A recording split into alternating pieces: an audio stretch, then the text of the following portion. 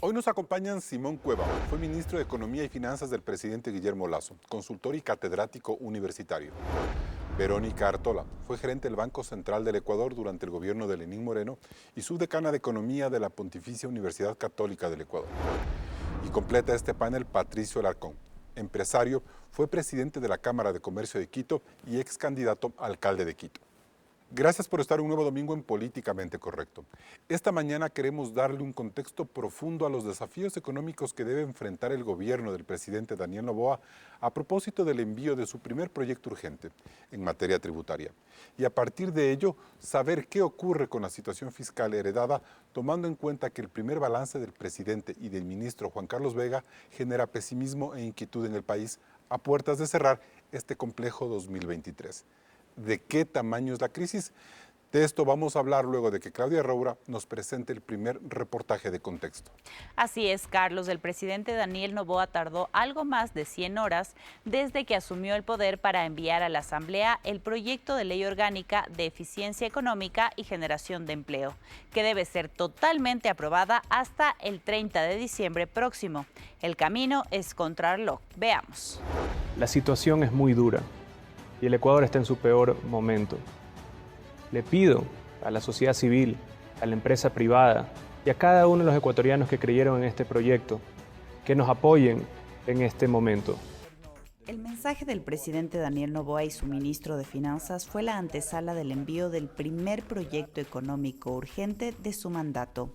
Sentó en el país una profunda preocupación por el calamitoso estado de las finanzas públicas. Sin embargo, el proyecto de eficiencia económica y generación de empleo no apunta a generar ingresos fiscales subiendo tributos. Más bien, hay una serie de incentivos para que las empresas bajen su impuesto a la renta en la medida en que contraten a jóvenes para combatir el desempleo y ayudar a las personas que han sido privadas de la libertad. No obstante, ha llamado la atención que Noboa apunte nuevamente a una remisión tributaria de intereses para empresas y grandes contribuyentes en mora con el SRI. Esta sería la séptima iniciativa de los últimos 15 años, pues Correa, en 4 ocasiones, así como Moreno y Lasso, han impulsado estos beneficios. Es un tema polémico, pues el grupo Noboa, al que pertenece el presidente de la República, pudiera ser uno de los 500 posibles beneficiarios de la medida. Por otro lado, el proyecto de ley permite a las empresas hacer pago anticipado de tributos para que el fisco obtenga liquidez. La medida, a grandes rasgos, le otorgaría al país en 2024 menos de $1.000 millones. Otro tema importante es que Noboa retoma varios de los postulados de la fallida ley de inversiones que Guillermo Lasso no pudo pasar ni en la Asamblea ni en la Corte Constitucional cuando dictó la muerte cruzada. De esta manera, busca el establecimiento de las zonas francas y varios incentivos tributarios para atraer inversión extranjera para los próximos 5 años. La ley debe aprobarse por completo antes del 30 de diciembre para que cobre vigencia a partir de enero de 2024.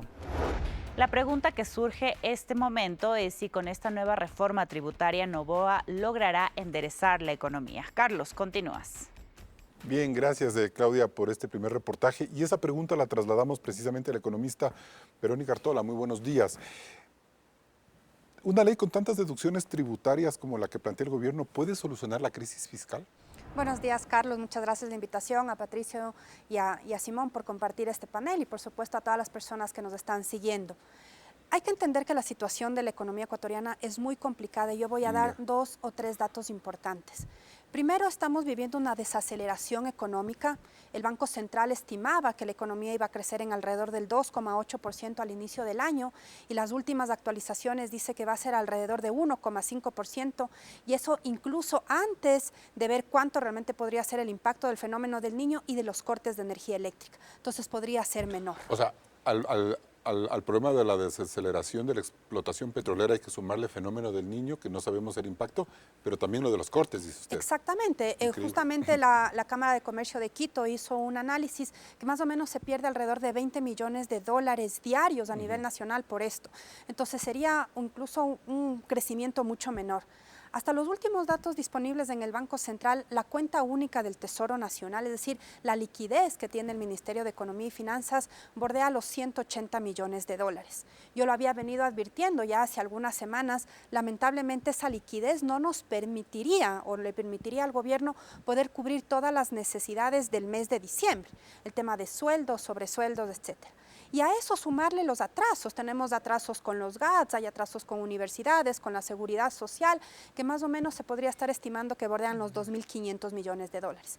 Con este pequeñísimo análisis, efectivamente lo que se necesita ahora es poder tener ingresos que me permitan cubrir esto, pero la ley que acaba de mandar el presidente Noboa, yo le diría que se divide en 3 elementos importantes. Incentivos, el tema de las zonas francas y justamente en remisiones, como explicaba Claudia, ¿no es cierto?, en su reportaje, pero eso no nos va a traer los recursos que necesitamos. Y lamentablemente, sumando a eso, el año 2022, tuvimos en el Ecuador solamente 827 millones de dólares de inversión extranjera, que en teoría con este tipo de ley se implementaría un poquito más, pero la verdad en el Ecuador eso no ha llegado. Todos son a largo plazo, incierto, pero eso significa entonces que esta ley no soluciona el problema fiscal. No soluciona el problema fiscal inmediato que tenemos, además, Carlos, claro, porque necesitamos cerrar de alguna manera el año y esos recursos con esta reforma no van a llegar. Patricio Alarcón, buenos días. ¿Por qué en cambio sí hay que apoyar esta ley? Buenos días, Carlos, Simón, Verónica, qué gusto poder compartir este panel con ustedes. Mira, Carlos, en los últimos años, me parece que es desde el 2016, han pasado alrededor de 27 reformas tributarias, con la última reforma tributaria de Guillermo Lasso y esta reforma tributaria del presidente Noboa. Y siempre hemos atacado el ingreso permanente. Impuestos a los mismos, más normativa, más tramitología, ¿y qué hemos sacado? Hemos mantenido un presupuesto general del Estado de alrededor de 30 a 33 puntos del PIB. 33.000 millones. ¿Ya? Ajá. Y hemos recaudado, en el mejor escenario, con impuestos temporales, como los del patrimonio, alrededor de 16 puntos del PIB. 16.000 millones, sí. ¿Ya? Ajá. Entonces, si seguimos haciendo lo mismo, seguimos pateando el problema. Y una ley no va a ser la solución, ojo. Ya. Pero está bien incentivar al sector privado, fuera que hay unos 2 temas que hay que solucionar. La retención, hay que bajar los porcentajes por la liquidez y en el tema de la venta inmobiliaria. Sin embargo... Pero ¿cómo entender esta ley? O sea, ¿qué es lo que el presidente Noboa tiene en mente con esta ley? Porque Verónica dice, tenemos un problema fiscal urgente. Lo que se tiene en mente con esta ley es obtener liquidez por medio de las remisiones, obtener inversión por medio de la ley por las zonas francas, APPs, contratos de inversión en buena hora que le quiten al Ministerio de Finanzas la manera de aprobar. Van a tener que hacer otros movimientos. El 11 de diciembre, según le escuché al director de rentas, entran alrededor de 900 millones de dólares más en caja. Entonces, este mes, bien o mal, van a poder cubrir una buena parte de las obligaciones, no sé si todo. Pero más allá de eso, ¿en qué tenemos que enfocarnos como ecuatorianos? Y es en aceptar un nuevo modelo. Patricio. Y esto solo va a cambiar si es que no solo liberamos la economía, bajando ciertos impuestos, apostamos al crecimiento económico, porque los ciudadanos no somos los únicos que tenemos que sacrificarnos, ni los empresarios. El gobierno tiene que sacrificarse. ¿Usted cree que este proyecto de ley es el inicio de un nuevo modelo? Tiene que ser el inicio de un nuevo modelo, Carlos. Ahora bien, me parece interesante que los empresarios digan, ya no podemos dar un impuesto más después de todo lo que ha ocurrido, ¿no es cierto? Pero una nueva remisión es ético. Mira, el gobierno en este momento necesita liquidez.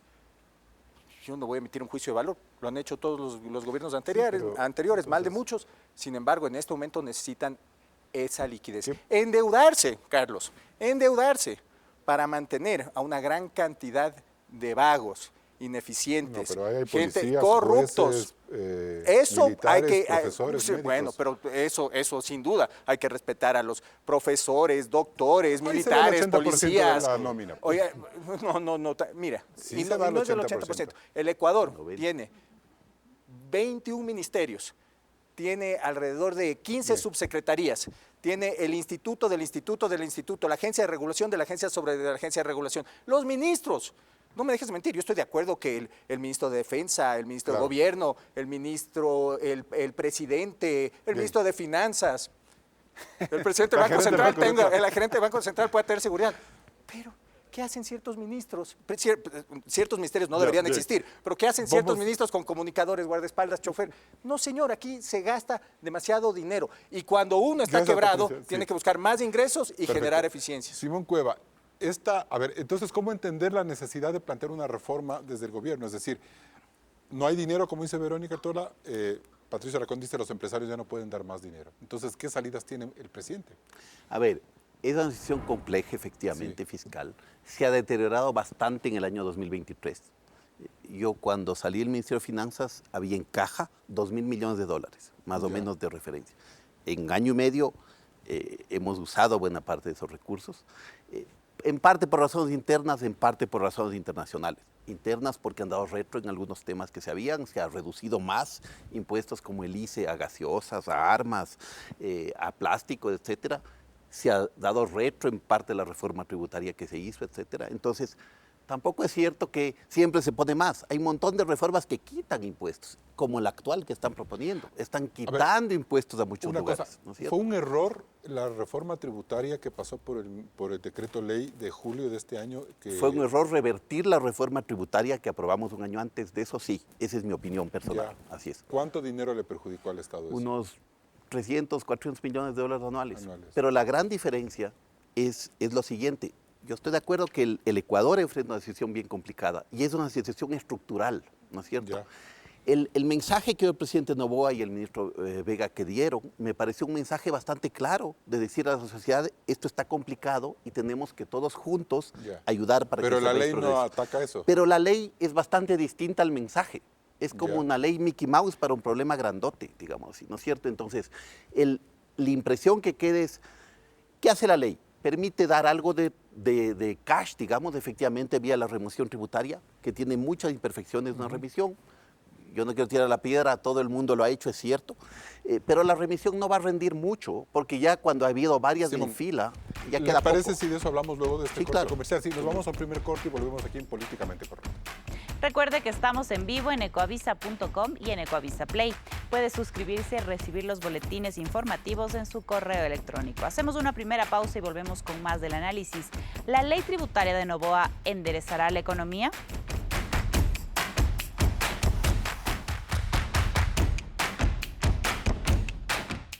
Seguimos en Políticamente Correcto. Simón Cueva, entonces, ¿a qué se debe esta disonancia entre el mensaje interesante que dice que da el presidente Noboa y su ministro con la ley? ¿Por qué no logra el mismo gobierno empatar las dos urgencias? A ver, creo que hay varios temas, ¿no es cierto? El uno es el presidente Noboa ya vino con una idea de ir reduciendo ciertos impuestos, dando ciertos beneficios tributarios de aquí a allá. Algunos me parecen razonables, otros no me gustan tanto. ¿No debía haber hecho una revisión en este momento? Hay dos, tres temas que a mí no me gustan. El uno, contrariamente a Patricio, que el Ministerio de Finanzas no apruebe ni contratos de inversión, ni APPs, ni riesgo fiscal. Es una puerta abierta para que haya un montón de lobbies que vengan a decir a mi sectorcito deme esta cosa y negocio esta cosa y tal. Y si no hay el lado fiscal que mire, que dice cuidado, esto es muy caro, se vuelve muy clientelista el tema. O sea, se le está quitando al Ministerio de Finanzas la posibilidad de que diga, ¿puedo dar esto o no puedo dar esto? De ser el adulto en la habitación, digamos así, ¿no es cierto? La segunda parte es, la remisión tributaria yo entiendo, lo que digo simplemente es no creo que rinda los 800, 900 millones que están planteando que quieren. ¿Una con cada presidente eso es ético? No es sano a mediano plazo, pero entiendo como un mal menor para dar cash, ¿de acuerdo? No creo que sea sano a medio plazo efectivamente, pero eso. Y lo segundo está haciendo esta autorretención para empresas grandes, ¿no es cierto? Que lo que hace es básicamente adelantar recursos al Estado. No es un cambio de los impuestos que va a recibir el Estado, sí es un cambio de adelantar ahora y le va a afectar en flujo efectivamente a una parte del sector privado, pero le va a ayudar en flujo al gobierno en contraparte. Pero nada de esto soluciona los temas de fondo, que es tener más ingresos de fondo o menos gastos de fondo. Ya, ahora, sí, eso vamos a ir hablando después, pero dentro de este concepto de la ley, entonces, ¿se podría entender que esta recién debe ser un primer proyecto de una cosa mejor estructurada? Sí, lo que es complicado es que políticamente tenemos un gobierno de corto plazo, ¿no es cierto?, que tiene un horizonte corto y que todo gobierno al comienzo de su mandato tiene un poquito más de fuerza política y de espacio para hacer cambios. Conforme va avanzando el tiempo, La erosión del poder, que siempre es complicada, hace que sea cada vez más difícil. Antes de irme con tomar Patricio medidas de Alarcón, fondo. Simón, ¿por qué sube el riesgo país con el anuncio de esta reforma tributaria otra vez? ¿Por qué le ha ido mal a Novoa con los acreedores y en 2 hechos económicos que ha tenido sube el riesgo país? Básicamente, el riesgo país lo que muestra es la percepción de afuera de si el país es sostenible fiscalmente en el tiempo, si va a poder pagar sus deudas a lo largo del tiempo. El Ecuador tiene un riesgo país muy alto porque viene años con problemas fiscales que a veces se han mejorado un tiempito y luego se empeoran, ¿no es cierto? ¿Por qué Perú, Colombia, Chile, que están cerca de la región, tienen riesgo país muchísimo más bajo que el Ecuador? Porque son países que tienen estabilidad fiscal desde hace 20 años. Fiscal. Esa estabilidad fiscal es fundamental no solo para el sector público, para el riesgo país, para el sector privado, para que vengan inversiones. Las inversiones no creo que vengan mucho porque se les baja un poquito un impuesto o una ventaja. Vienen porque ven un país que es sostenible en el tiempo y tal. Ese cambio, y los mercados vieron esta ley o han visto los mensajes del presidente y no han visto una decisión firme de decir afrontemos los temas de fondo, no solo pateemos un ratito el problema. Perfecto, bien. Patricio Alarcón, Novoa quiere demostrar la gran tesis de muchos sectores abanderada por el alcalde Nebot, el exalcalde Nebot, de que sin tocar impuestos o incluso reduciéndolos se puede mejorar la recaudación y dinamizar la economía. Esa podría ser la fórmula, eso está apuntando. Es que se puede. Tú acabas de mencionar uno de los ejemplos, Jaime Nebot en Guayaquil, bajó los impuestos prediales y recaudó más.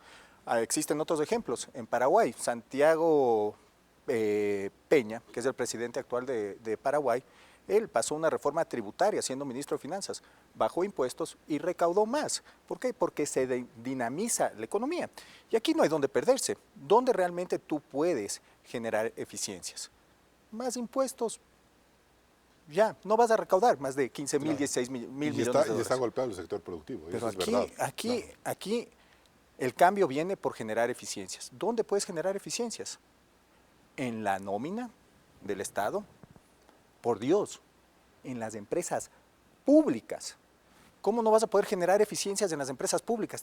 Me invento, un CNT que pierdes. ¿Qué haces con un Flopec? ¿Qué hace el Estado manteniendo una empresa que transporta petróleo? Petroecuador. Ahí tienes que generar una economía mixta en cuanto a esa empresa. ¿Por qué? Porque no tienes ni siquiera un balance. Lo que ingresa alcanza básicamente en estos días para cubrir los costos. Pero más allá de eso, y sí voy a estar de acuerdo con Simón y con Verónica, hay que atacar pues los subsidios, pero hay que atacar los subsidios de una manera ordenada. Hay que trabajar en la focalización y tiene que ser temporal y la focalización de los subsidios tiene que estar destinada solamente a los ecuatorianos de escasos recursos. Y ahora existe la tecnología para hacerlo, pero es un tema de decisión. Y yo sé que es difícil, pero si es que tú vas a un banco y estás invirtiendo y el banco está seguro que tú le vas a pagar la inversión, te va a prestar plata, pues. Eso va a suceder en el Estado cuando tú tienes, primero los contratos ocasionales te los puedes bajar así, 80.000 personas, así, rapidito. Yo sé que va a crear un problema, Patricio, funciones. pero esta idea que usted plantea es la que le asustó a los organismos multilaterales y se levanta el riesgo país por 2 ocasiones. A los organismos multilaterales generalmente lo que les asusta es no tener previsibilidad porque muchas veces hacen análisis técnicos porque muchos de los funcionarios son técnicos y está bien. Y lo que sostienen es, no hay cómo hacer mayor cambio porque nadie tiene la decisión para bajar el gasto. Entonces, ¿qué es lo que plantean? La única manera de que me puedan pagar es si es que el gobierno de turno sube los impuestos. Pero tampoco conocen los técnicos de las multilaterales la realidad del sector empresarial. Simón dijo algo interesante, dice, la inversión se va a Perú y se va a Colombia. De hecho, la inversión extranjera directa es 8 veces mayor en el Perú, 12 veces mayor en Colombia, pero no solo se va por la seguridad jurídica, que sí es importante, pero también se va a Colombia y se va al Perú porque no existe un impuesto de salida de divisas. En el mercado bursátil muchas veces que se mueve en Colombia, un 198% del PIB, en el Ecuador el 7% del PIB, en muchos países no te cobran pues el impuesto a los dividendos sobre la compra de acciones o la venta de acciones, perdón. Entonces son muchos temas, muchas trabas y necesitamos cambiar eso para Ahora, que Verónica, crezca en el ese país. sentido, ¿es posible plantear un enfoque como el que plantea Patricio, interpretando un poco lo que piensa el gobierno en estas circunstancias? A ver, yo creo que en estas circunstancias el gobierno debe centrarse en buscar la forma de generar impuestos permanentes.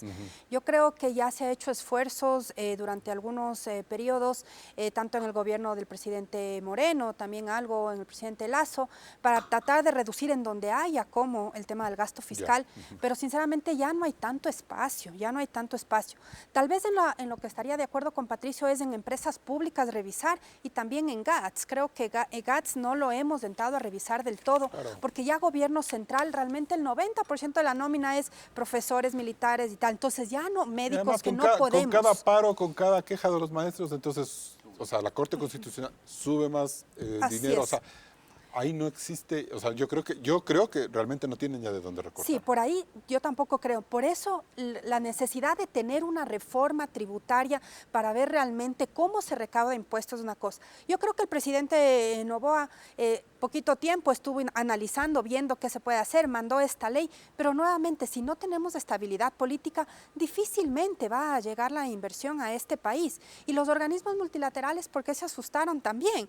Porque yo creo, y yo decía antes de que el presidente se siente, era súper importante ir a hablar con ellos, por supuesto, porque necesitamos financiamiento externo, al menos hasta poder cubrir este bache, pero cuando te sientas con ellos tienes que ir con un programa clarito, decir, por aquí voy a recortar y por aquí voy a... ¿Usted cree que a lo mejor no hay financiamiento externo en estas condiciones? O sea, yo barato creo, con los multilaterales, digo. no sé, la verdad que no sabría decirle, no sé si tan barato, pero el problema es la temporalidad. Si queremos hacer un acuerdo un poco más estructural a mediano plazo, al menos con el Fondo Monetario, por ejemplo, nos va a tomar unos 4 o 5 meses y ya estaríamos hablando de periodos exactos electorales. Entonces necesitamos tener claridad por dónde voy a recortar, pero también cómo voy a generar impuestos, y esta reforma no me da esas respuestas. Simón, hay que volver a ir al Fondo Monetario, esa es una urgencia que le toca a este presidente para conseguir recursos, eso por un lado, y por otro, un poco lo que plantea Patricio Alarcón es que el país siempre se debate entre unos gobiernos fiscalistas, que lo único que les interesa es cobrar impuestos.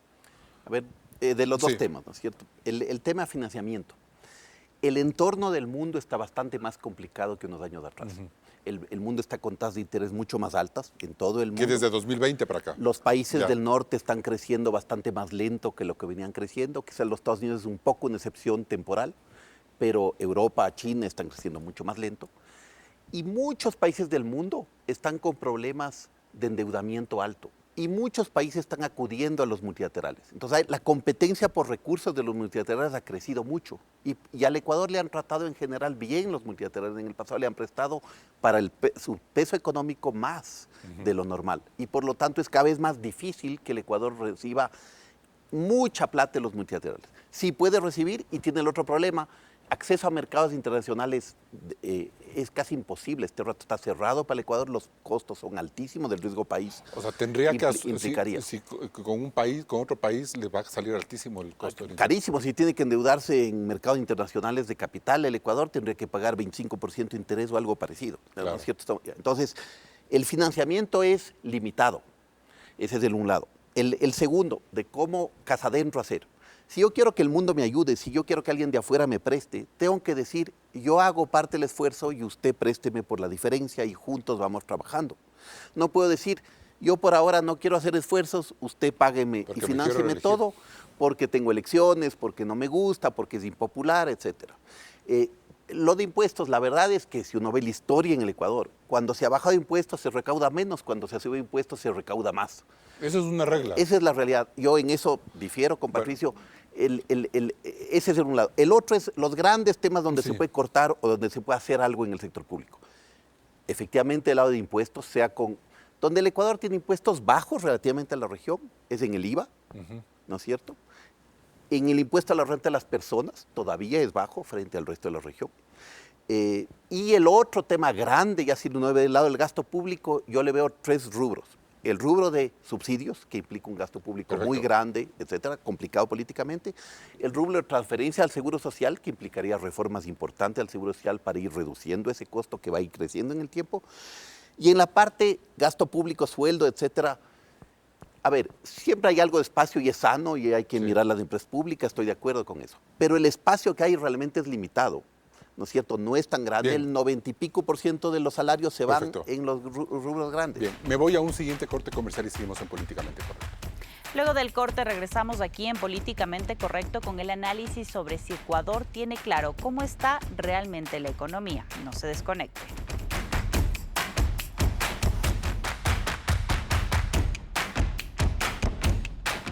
En tan solo 24 meses, el Ecuador ha debido debatir 3 grandes reformas tributarias. La de noviembre de 2021, que el entonces presidente Guillermo Lasso impulsó con el apoyo tácito del correísmo. La de julio pasado, tramitada como decreto ley ante la Corte Constitucional, luego de la muerte cruzada, y ahora el proyecto del presidente Noboa. El contexto de esta ley se sustenta en un choque contradictorio de cifras que tiene el Ecuador al borde de la crisis. Según el Observatorio de la Política Fiscal, el gobierno vio caer sus ingresos en un 8% entre enero y octubre de 2023 con respecto al año pasado, porque la recaudación tributaria perdió 585 millones de dólares y los ingresos petroleros se redujeron en 1.307 millones, es decir, un alarmante 45%. En cambio, los gastos se han elevado en un 8%. Si entre enero y octubre de 2022 los gastos llegaron a los 17.992 millones de dólares, este año han sido de 19.497 millones, es decir, 1.505 millones de dólares adicionales que básicamente se incrementan en sueldos para el sector público, 504 millones. Así como 680 millones por intereses de la deuda pública. Está claro que el componente salarial ha sido el que mayor impacto ha tenido, entre otras razones, por la decisión de la Corte Constitucional de autorizar el incremento de sueldos a 170.000 maestros por la Ley de Educación Intercultural. Esto supone unos 450 millones de dólares cada año. También está la incorporación de 9.800 médicos con un gasto de 130 millones de dólares, así como los 8.500 policías que en nómina valen 102 millones de dólares anuales. Por otro lado, se registra el aumento de casi 700 millones por concepto de pago de la deuda pública, cuyo valor anual será de 2.791 millones de dólares. Todas estas razones explican por qué el déficit fiscal en un solo año creció 13 veces, de 249 millones a 3.238 millones, monto que la reforma tributaria de Noboa no lo cubrirá, porque apenas recaudaría hasta 1.000 millones de dólares. De allí que entra en debate qué hacer con el altísimo egreso por subsidios a los combustibles que este año podrían superar los 3.200 millones, monto que duplica lo que el gobierno destina cada año para su aporte sobre el 40% de las jubilaciones del IES. ¿Ecuador tiene claro realmente cómo está la economía? Carlos, continúas. Bien, gracias. Economista Artola, ¿qué pasó? ¿Por qué se deteriora la economía en un año a crecer el déficit fiscal 13 veces? ¿Qué es lo que no se hizo? A ver, hay unas estadísticas que llaman mucho la atención. El déficit del año pasado, por ejemplo, bueno, es más, tuvimos un superávit de alrededor de 280 millones de dólares. Ahí Simón me puede más o menos indicar. Y lo que pasa en el Ecuador, que este año, 2023, vamos a terminar entre 5.000 y 6.000 millones de dólares. Entonces se deterioró tanto porque efectivamente hubo una caída en los impuestos de alrededor del 5 o 6%, pero los ingresos petroleros bajaron en un 30%. Yeah. Tanto por el lado de la producción también como por el lado de los precios internacionales de petróleo que fueron bajando. Pero yo creo que existieron decisiones de este gobierno, bueno, del que pasó, del presidente Lasso, que no estuvieron de acuerdo. Por ejemplo, que se puso al día supuestamente de algunas deudas que tenía con la seguridad social, con gas, etcétera, que realmente podían esperar. ¿A qué me refiero? Si yo no tengo liquidez en este momento, no quiero pagar mi deuda de hace 20 años. Te puedo ir pagando poco a poco. ¿Por qué la necesidad urgente de ponerme supuestamente al día? Yeah. Cuando yo voy a necesitar liquidez justamente para poder cerrar este año 2023, que no lo tengo. O sea, tenían que ver que este año va a haber un egreso más fuerte de intereses de deuda externa, por ejemplo, casi 800 millones. Eso, ¿no es cierto? Eso tenía que haberse previsto que ese egreso le va a costar al fisco. Exactamente. Totalmente, y lo que déficit. conversábamos hace un momento también en el corte, la economía se está desacelerando y eso significa que no se está moviendo las ventas, que no estoy tampoco recaudando suficiente. Entonces el gobierno ya tenía que haber visto eso y decir, ok, mi economía se está ralentizando, se está deteniendo un poquito,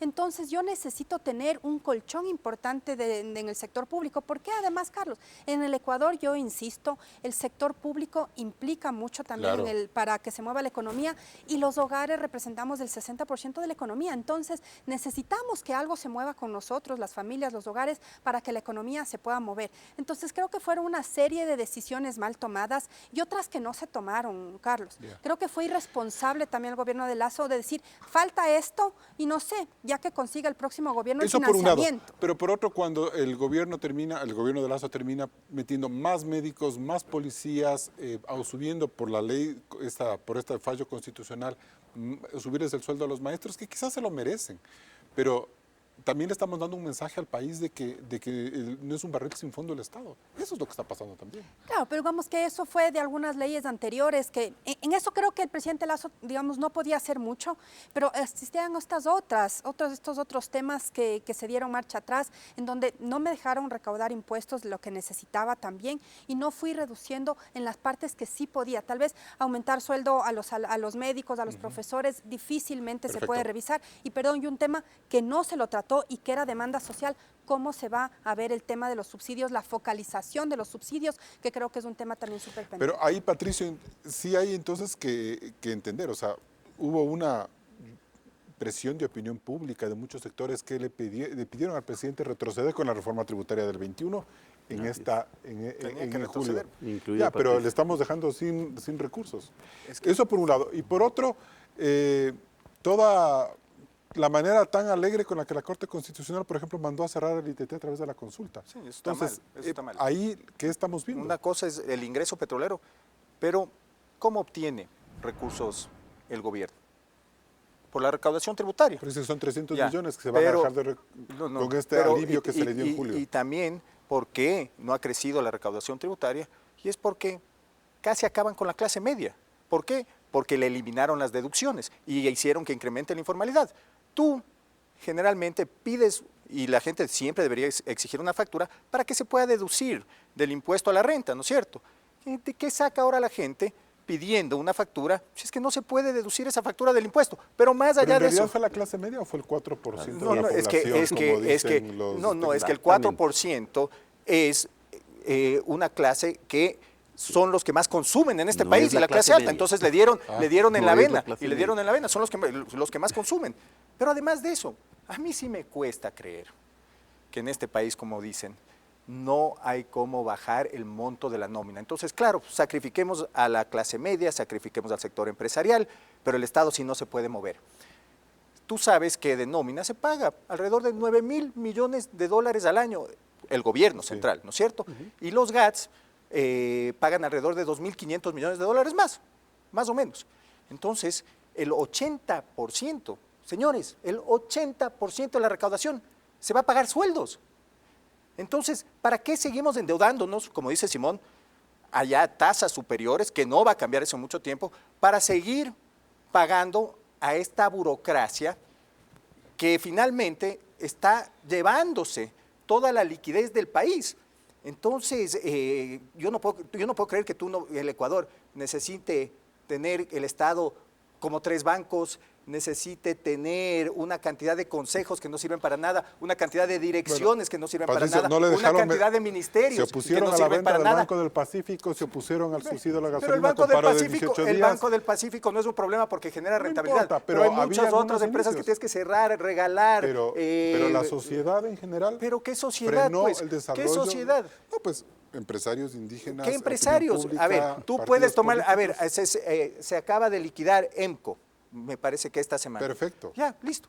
¿Cuál es el problema? ¿Sabes qué es lo que pasa? La falta de decisión, la falta de objetivos. Es decir, importante. yo quiero cerrar esto es mi nuevo organigrama, señores de las multilaterales, yo voy a ahorrar, me invento, 1.500 millones de dólares al año y se acabó. ¿Y por dónde tiene que venir el crecimiento?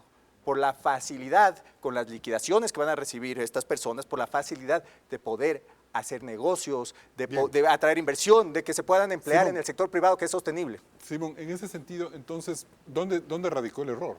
O sea, ¿por qué crece el déficit en un año tan fuerte? A ver, varios temas, ¿no es cierto?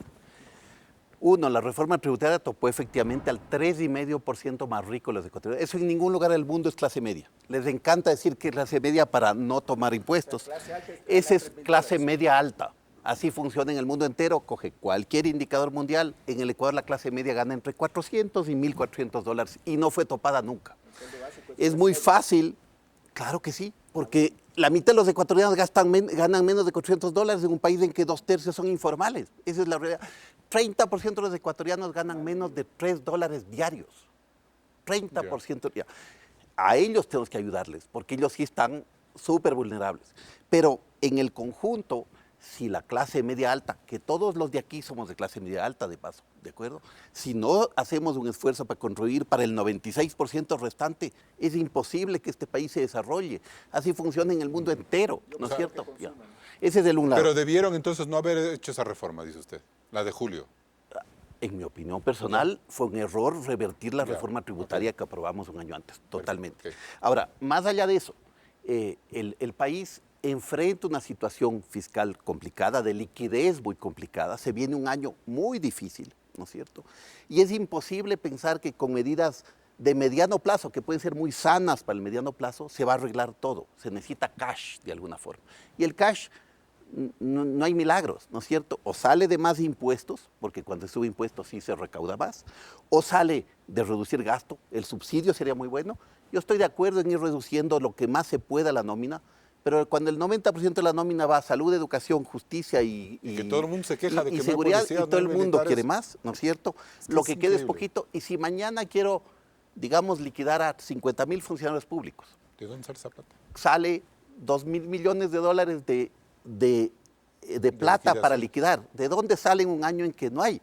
No digo que a mediano plazo no sea sano, algo así, que puede ser que a mediano plazo te dé una reducción del gasto público, pero en un año en que no hay liquidez, pensar en que la poca liquidez que tengo la voy a usar para eso y para nada más, y ya no pago sueldos o ya no pago al IES, va a ser muy complicado. Bien, nos vamos a un siguiente corte comercial, seguimos en Políticamente Correcto.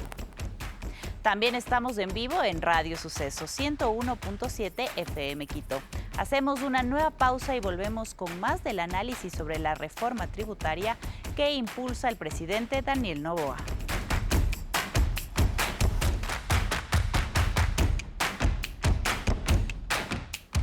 Seguimos en Políticamente Correcto. Patricio Alarcón, dejando ya de lado el tema alrededor de la nómina, que es en su criterio es imperioso que eso se ataque, ¿qué otras medidas de ajuste debería tomar Noboa? El tema de la gasolina, por ejemplo, ¿de qué manera? Otros temas, fuera de la nómina, empresas públicas, que en eso todos estamos de acuerdo. Ya.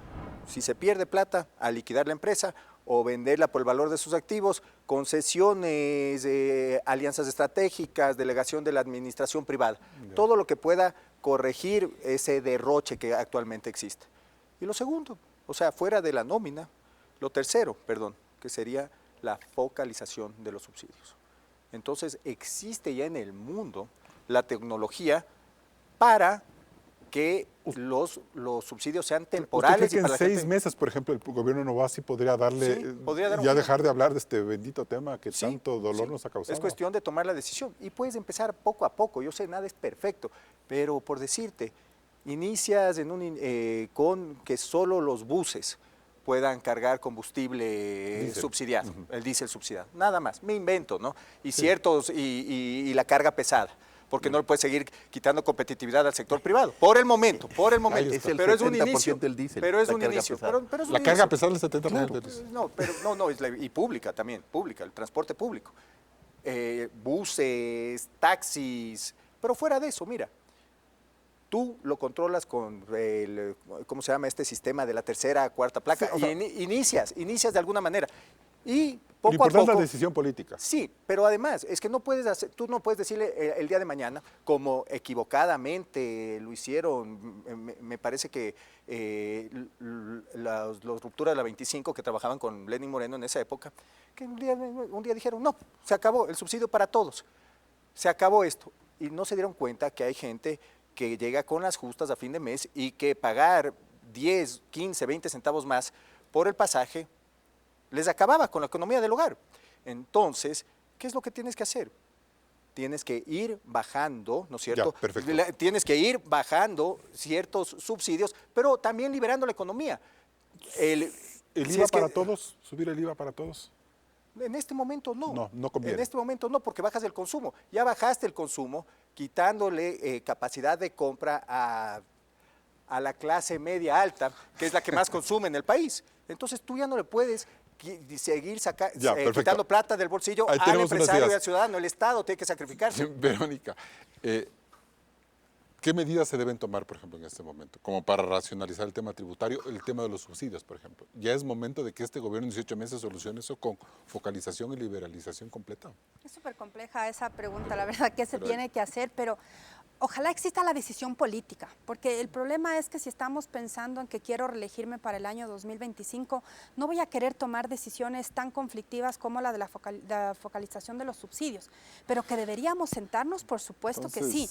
Entonces, e incluso, o sea, sentarnos en las mesas de diálogo, por ejemplo, en la Universidad Católica, justamente fue la sede para llamar a todas estas mesas de diálogo y hay un documento de sistematización de qué se puede hacer y tal. ¿Por qué no empezar por ahí? Creo que la academia podría ser un actor súper importante para ayudar a decir, ok, por aquí quiero, no sé, focalizar el tema ¿Hay que de los hablar del subsidios. IVA, por ejemplo? ¿Subir el IVA?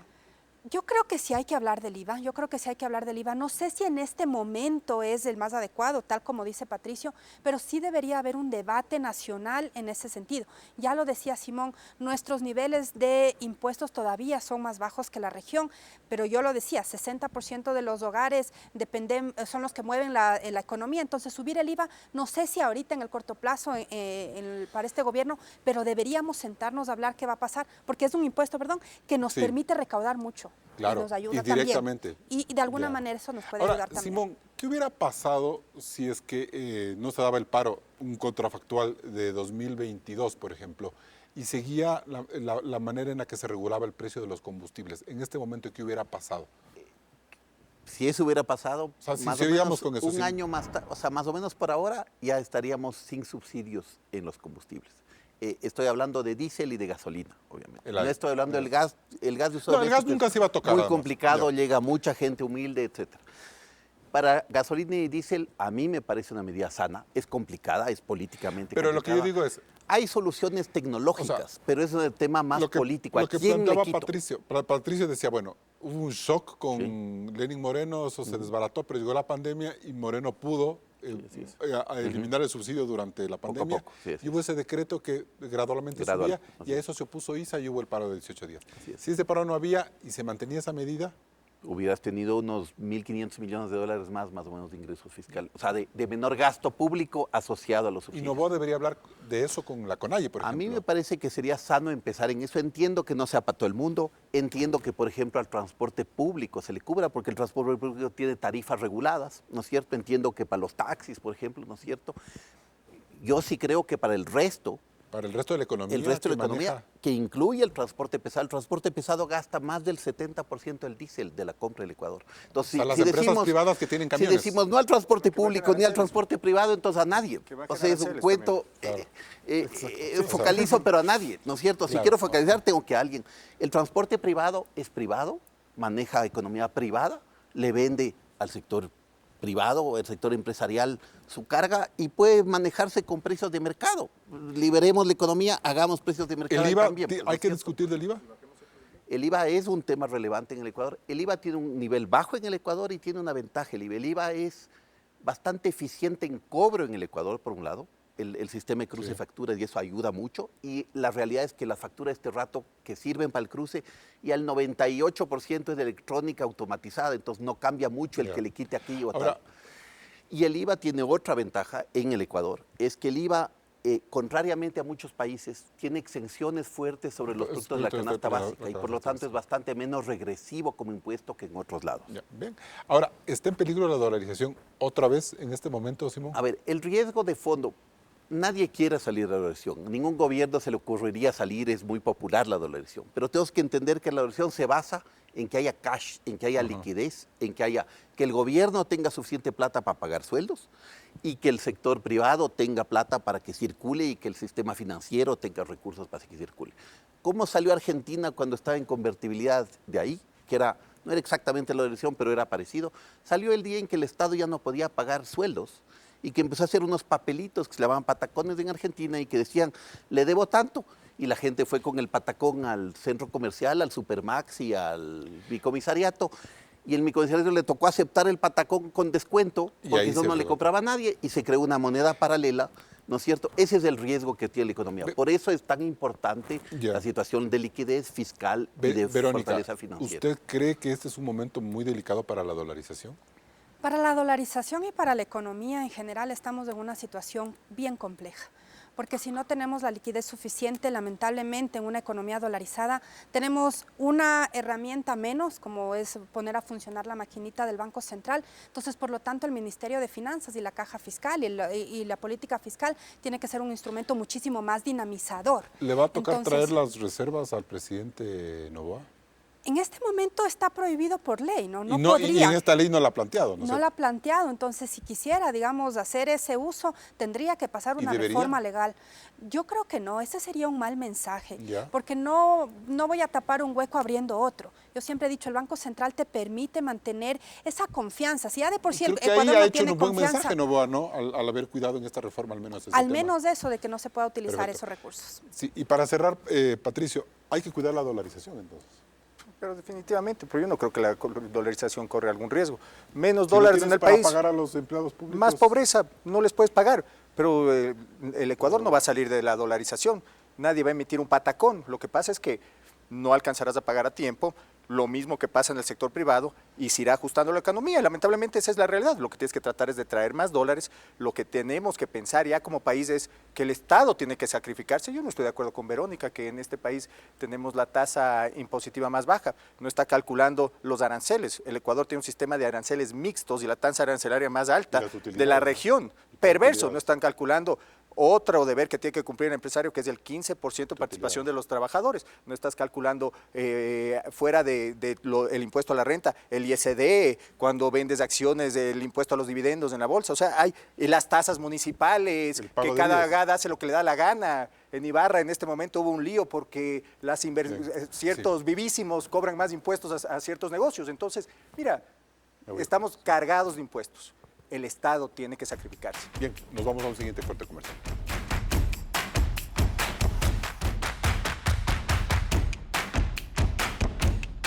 Entramos en etapa de conclusiones. Patricio Alarcón, ¿la reforma tributaria del presidente Noboa es la políticamente correcta?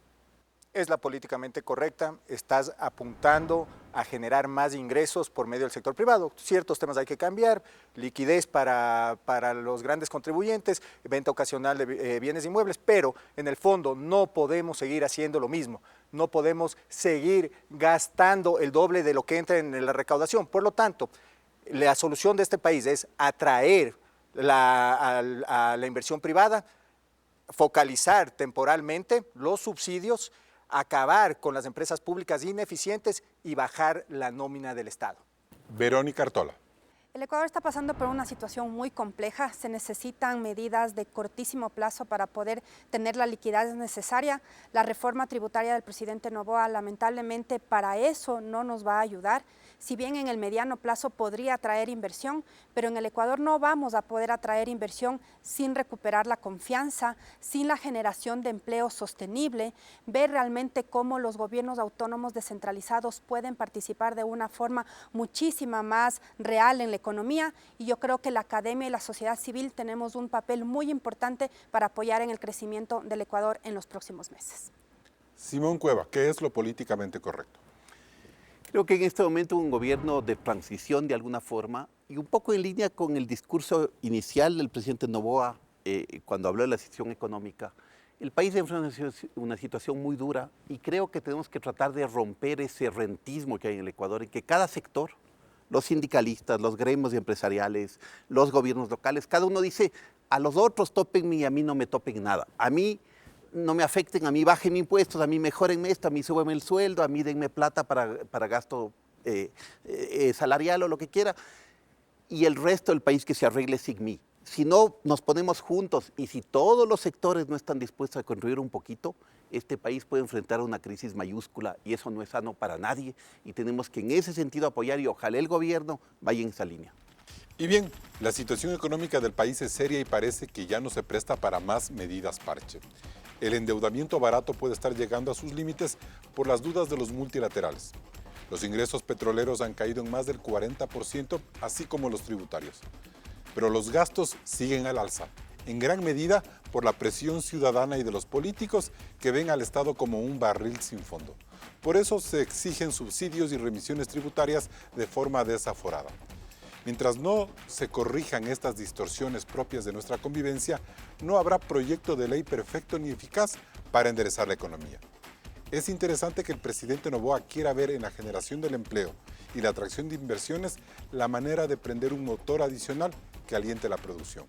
Pero sin un equilibrio fiscal riguroso y límites consensuados de largo aliento sobre los alcances del estado de bienestar, la crisis se desbordará, peligrando, y en serio, la dolarización.